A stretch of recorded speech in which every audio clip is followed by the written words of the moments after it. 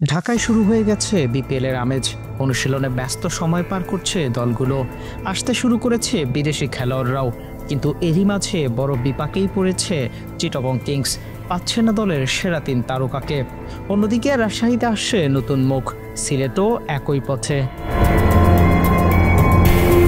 এবারের বিপিএলে সিলেট স্ট্রাইকার্সের সবচেয়ে বড় তারকা ক্যারিবিয়ান অলরাউন্ডার রাহকিম কর্নওয়াল। গত বিপিএলেও সিলেটের হয়ে খেলার কথা ছিল তার, কিন্তু শেষ মুহূর্তে আর দেখা যায়নি তাকে।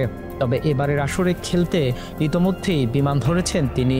অন্যদিকে ব্যাটিং শক্তি বাড়াতে সিলেট দলে ভিড়িয়েছে যুব এশিয়া কাপ জয়ী ওপেনার জাওয়াদ আবরারকে। দুর্বল বলে ট্রল হওয়া দুর্বার রাজশাহীও শেষ সময় দেখাচ্ছে চমক।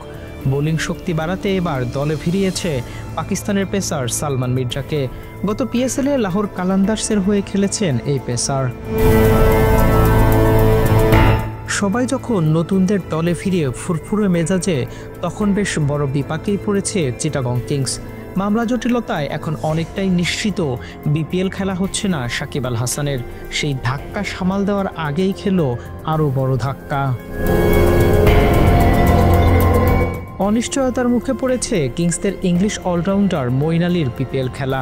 নো অবজেকশন সার্টিফিকেট বা এনওসি মিলছে না বোর্ড থেকে। জানুয়ারির ২২ তারিখ থেকে ভারত সফর করবে ইংল্যান্ড, সেটাই হতে পারে মূল কারণ। একই অবস্থার মুখে লঙ্কান অলরাউন্ডার অ্যাঞ্জেলো ম্যাথিউজও। বর্তমানে নিউজিল্যান্ড সফরে শ্রীলঙ্কা। টি-20 দলে না থাকলেও ওয়ানডে আর টেস্টে থাকার প্রবল সম্ভাবনা রয়েছে ম্যাথিউজের, যা শুরু হবে ৫ জানুয়ারি থেকে। ওই মাসের শেষের দিকে আবার ২ টেস্ট আর ১ ওয়ানডে খেলতে লঙ্কা সফর করবে অজিরা, তাই মিলছে না এনওসি। শেষ সময়ে বড় ৩ তারকাকে হারিয়ে তাই বিপাকেই পড়েছে চিটাগং কিংস। শিরোপা ঘরে তোলার লক্ষ্যে যে পরিকল্পনা নিয়ে আগাচ্ছিল কিংস ম্যানেজমেন্ট, সেখানেই এলো এবার বড় ধাক্কা। নাজমুল সাগর, স্পোর্টস মিরর।